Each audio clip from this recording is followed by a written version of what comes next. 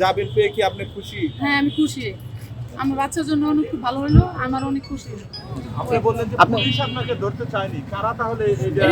BNP লোকের আমার করেছে সুমন। সুমনকে অবস্থা কেমন? আমার বাচ্চার শারীরিক অবস্থা ভালো না, আমি অনেক ইয়াতে আছি, জার্নিং এর অনেক কষ্টতে আছি, অনেক আমদানিতে রাখছে, আমি কষ্টতে আছি, কিন্তু আপনার ভিডিওতে অনেক ধন্যবাদ আমার যে ইয়া করার জন্য। তো এই কারণে আমি মানে জামিনে বেরোতে পারছি। দলের প্রতিও আমার শ্রদ্ধা বা ভালোবাসা। এই যে জামিন পেয়ে কি আপনি খুশি? হ্যাঁ আমি খুশি। আমার বাচ্চার জন্য অনেক খুব ভালো হলো, আমার অনেক খুশি। প্রথমে ছিল এবং আপনার পরবর্তীতে জামিনটা কিভাবে হয়েছে একটু জানান।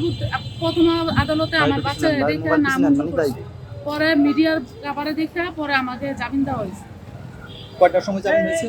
রাত আনুমানিক 8টা বাজে আমাদের বলছে, কারণ তখনই আমি কোথাও আইন ইয়ার উপর শ্রদ্ধা মিডিয়ার প্রতি।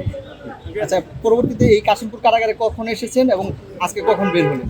আসছিলাম আপনার ইয়াতে 2004-এর দিকে আসছিলাম, গতকালকে আসছিলাম আপনার 2টার দিকে না, ওইখান থেকে 2টা বাজে গাড়ি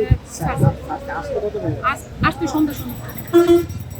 পরবর্তীতে আজকে কোন কোন পজিটিভ আপনার কমপ্লিট করে আপনার অনেক প্রসেসিং করে কমপ্লিট করে